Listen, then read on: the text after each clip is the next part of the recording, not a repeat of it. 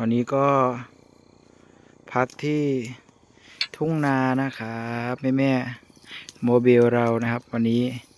กินหญ้าตามธรรมชาตินะครับหญ้าธรรมชาติโอ้พุ่นเล่นดินแล้วเล่นดินแล้วมาวันที่สี่ที่ห้านะครับแม่อวบอ่ำกว่าเดิมนะครับโอ้ยโมบิลอุดมสมบูรณ์ได้กินข้าวเหนียวได้กินกล้วยได้กินหลายๆอย่างในหมู่บ้านนะครับแม่มาเที่ยวออนทัวร์แบบนี้คนน่ะยายโมเบลคุณหญิงดัมเบลคุณหญิงดัมเบลเรามืดแล้วเนี่ยแม่มืดแล้ว มืดตึบเลยนะครับแม่นี่นะครับกกหลักเรานะครับบริเวณที่ลูกๆโอ้มืดแล้วนะครับแม่เพิ่มเสียงขึ้นไม่ได้เลย พูนไปดียิงอ้วน